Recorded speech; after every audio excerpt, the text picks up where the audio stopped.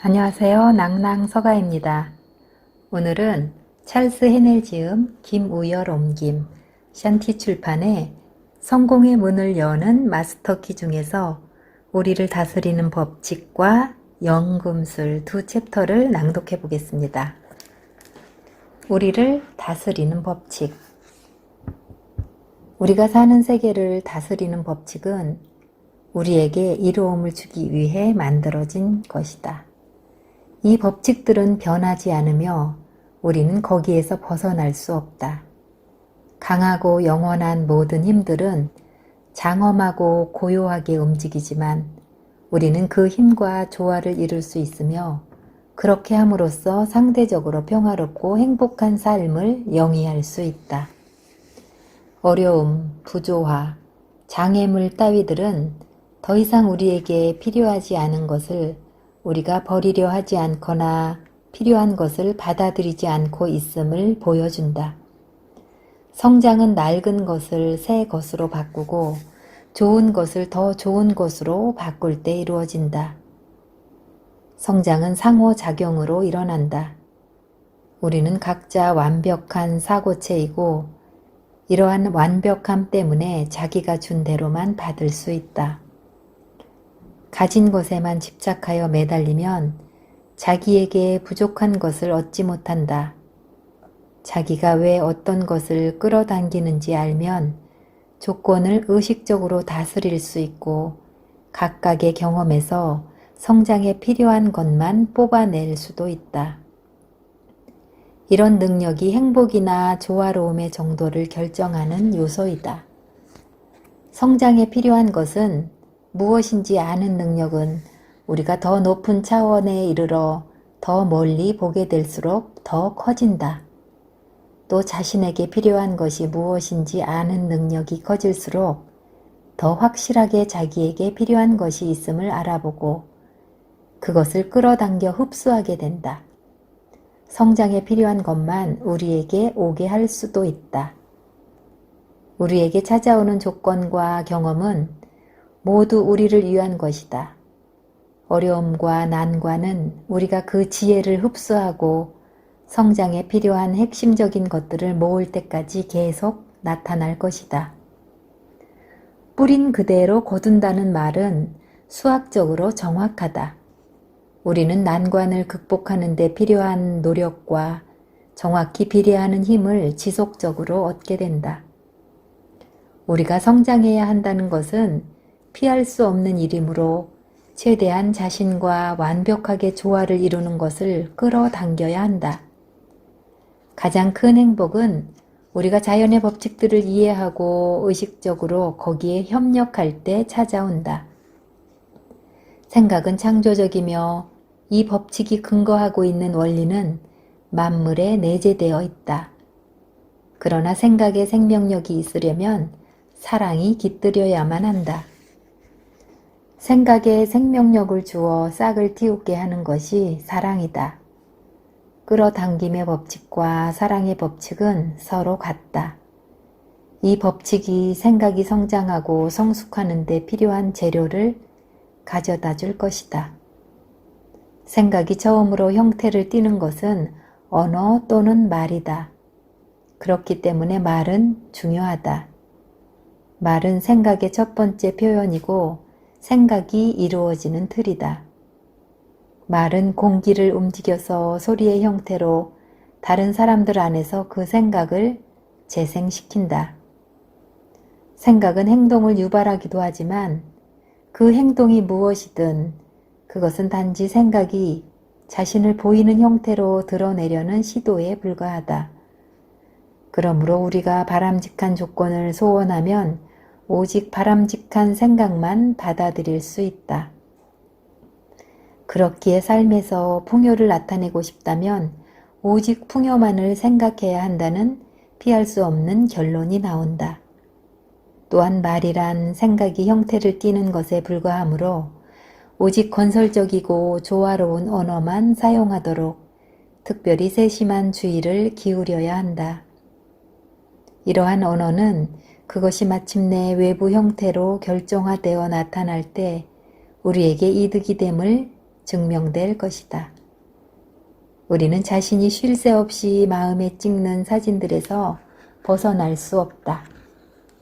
그러므로 그릇된 개념이 사진으로 찍히는 현상은 우리가 행복과 조화를 이루지 않는 말을 할 때 발생한다. 우리는 생각이 명료해지고 고차원적이 되면 될수록 더욱더 많은 생명을 나타내게 된다. 명확하게 정의된 언어, 저차원적인 생각이 없어진 언어를 사용할 때 우리는 더 쉽게 여기에 이를 수 있다. 생각을 표현하는 도구는 언어이다.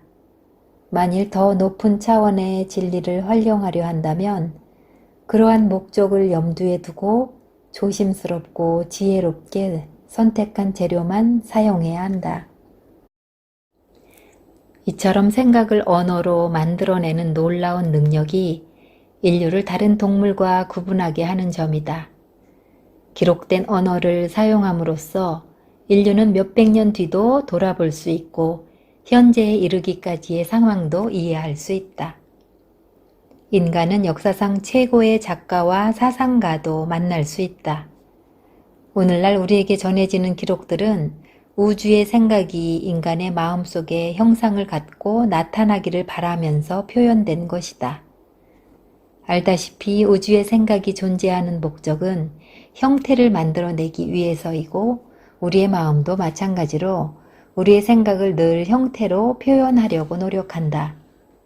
언어란 일종의 생각의 표출이고 문장은 그것들이 모여 이루어지므로 우리가 아름답거나 강해지겠다는 이상을 갖는다면 그 이상을 현실로 만들어낼 말을 정확하고 조심스럽게 선택하도록 해야 한다.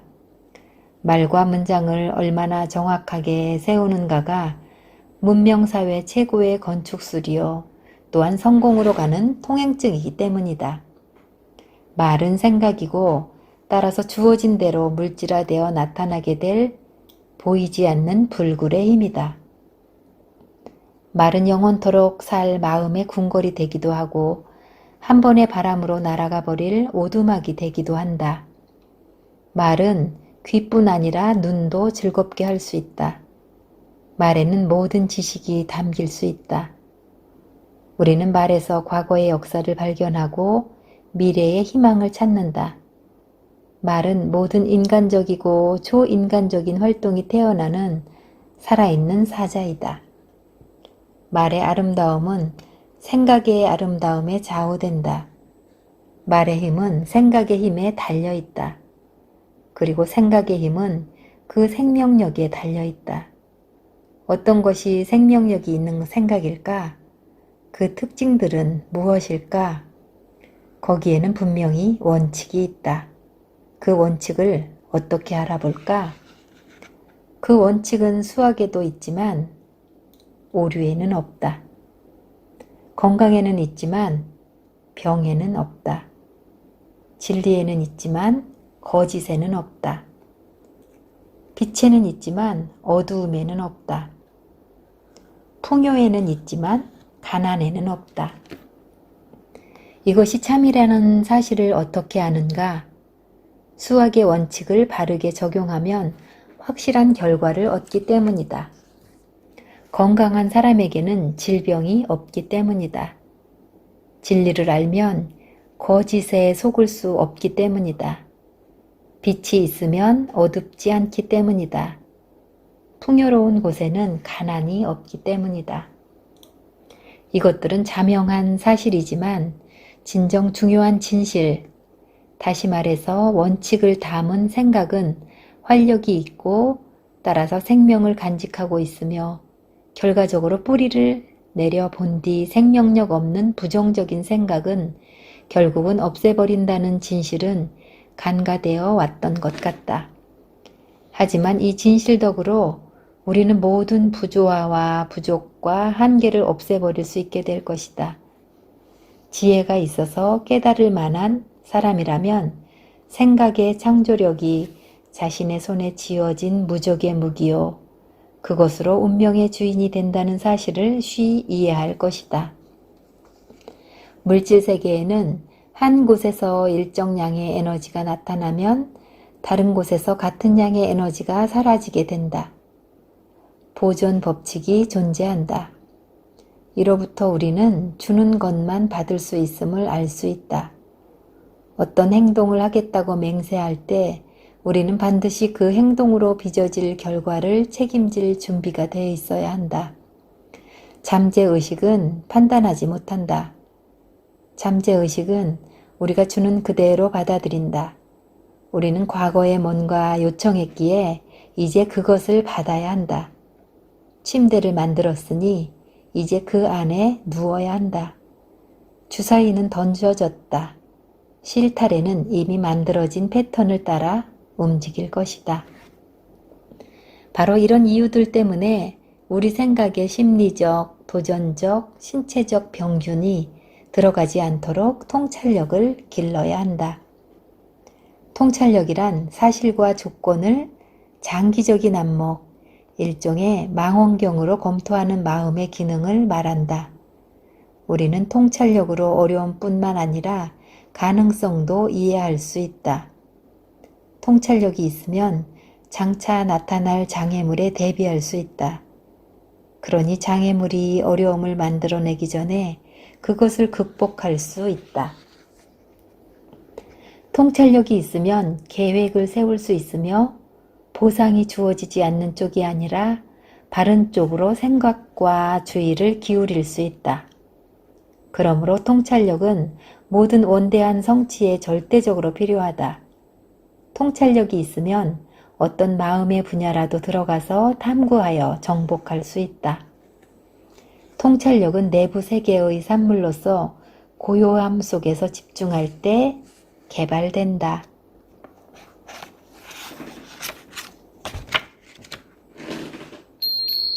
연금술.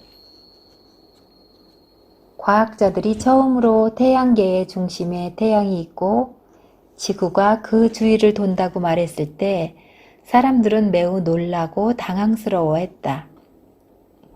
그 생각은 틀린 것이 분명해 보였다.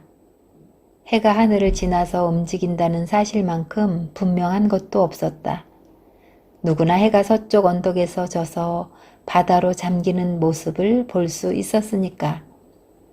학자들과 과학자들은 이것이 어리석은 생각이라면서 거부했다. 그러나 증거가 생기자 결국 모든 사람의 마음이 바뀌었다. 우리는 종을 소리나는 물건이라고 하지만 사실 종이 하는 일은 공기의 진동을 일으키는 것 뿐이다. 이 진동이 초당 16회가 되면 귀에 들리게 된다. 우리는 초당 3,800번의 진동을 들을 수 있다. 진동이 이보다 높아지면 다시 정적이 된다. 그러므로 우리는 소리가 종이 아니라 우리 마음에 있음을 알게 된다. 우리는 태양이 빛을 준다고 말하고 실제로 그렇게 생각하기도 한다. 하지만 알다시피 태양은 단지 에너지를 줄 뿐이다. 그 에너지가 에테르에 초당 400조의 진동을 형성해서 우리가 말하는 광파가 된다. 그러므로 빛이라는 것은 단지 일종의 에너지일 뿐이고 파장의 움직임에 의해서 마음에 일어나는 감각임을 알게 된다. 진동수가 증가하면 빛의 색이 변하는데 이는 파장이 더 짧고 진동도 더 빠르기 때문이다. 따라서 장미를 빨갛다고 잔디를 푸르다고 하늘이 파랗다고 부르기는 하지만 우리는 색깔이 그저 우리 마음속에 존재할 뿐이며 우리가 느낀 감각은 광파의 변화 때문임을 알고 있다. 진동수가 400조보다 낮아지면 더 이상 빛으로 느껴지지 않고 열로 느껴진다. 그러므로 진실을 알려면 감각의 경험에 의존해서는 안 된다. 감각의 경험에 의존했다면 우리는 태양이 움직이고 지구가 둥글지 않고 평평하며 별들이 거대한 항성이 아니라 작은 빛이라고 믿었을 것이다. 그렇다면 모든 형이상학적 이론과 실제 전체는 우리 자신과 우리가 살아가는 세계에 대한 진리를 아는 것으로 좁혀진다. 또한 조화로워지려면 조화를 생각해야 하고 건강해지려면 건강을 생각해야 하며 풍요로워지려면 풍요를 생각해야 함을 아는 것도 이에 해당된다. 이렇게 하려면 감각의 증거를 뒤집어야 한다.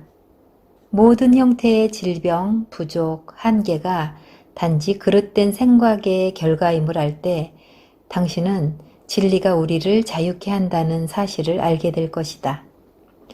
어떻게 산을 옮길 수 있는지도 알게 될 것이다. 이 산들이 의심과 두려움, 불신, 기타 유사한 감정들만으로 이루어진 것일지라도 그것은 실체이고 따라서 없애버릴 만한 것이 아니라 바닷속에 던져버려야 한다. 정말로 해야 할 일은 이 말이 진실인지 스스로 확신하는 것이다. 이렇게 할 수 있게 된다면 진리를 생각하는 일이 어렵지 않을 것이다. 그리고 앞서 살펴보았듯이 진리는 생명력이 있기에 스스로 현실로 나타날 것이다. 우주의 마음은 존재하는 모든 마음의 합이다. 영혼은 마음이다. 영혼에는 지능이 있기에 영혼과 마음은 동의어이다. 우리가 이겨내야 하는 어려움은 마음이 개별적이지 않음을 깨닫는 일이다. 마음은 어디에나 존재한다. 모든 곳에 존재한다. 다시 말해서 마음이 존재하지 않는 곳은 없다. 그러므로 마음은 보편적이다. 인간은 지금까지의 이 우주의 창조의 원리를 가리키는 말로 신이라는 단어를 사용해왔다.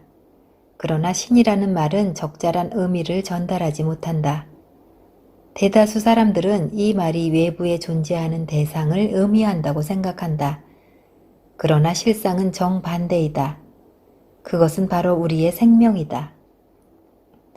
그것이 없이는 살아갈 수 없다. 죽을 것이다. 영혼이 몸을 떠나는 순간 우리는 무이다. 그러므로 영혼이 바로 우리의 전부이다. 그런데 영혼이 하는 유일한 활동은 생각하는 일이다. 따라서 생각은 창조하는 것이 분명하다. 영혼이 창조하기 때문이다. 이 창조의 힘은 누구에게나 있다. 생각하는 능력이란 곧 이 힘을 제어해서 자신과 타인을 위해 사용할 줄 아는 능력이다. 이 말이 진실임을 깨닫고 이해하고 받아들일 때 당신은 마스터키를 갖는 셈이다. 그러나 이를 이해할 정도로 지혜롭고 증거의 무게를 달아볼 만큼 포용력 있고 자신의 판단을 따를 만큼 단호하고 필요한 희생을 견딜 만큼 강한 사람만이 문을 열고 들어가 나누어 가질 수 있음을 기억하라. 이번에는 우리가 사는 세상에 참으로 훌륭한 곳이고 당신이 훌륭한 존재이며 많은 사람들이 진리에 대한 지식에 눈뜨고 있음을 깨달으려 노력하라.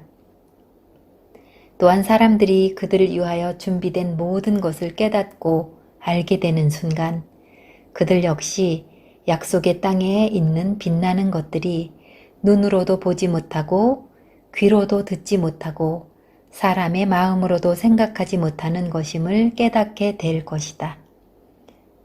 그들은 심판의 강을 건넜고 참과 거짓을 구분할 수 있는 곳에 이르렀으며 꿈꾸고 뜻했던 모든 것이 찬란한 실상에 비하면 한 점에 불과했음을 깨닫게 될 것이다.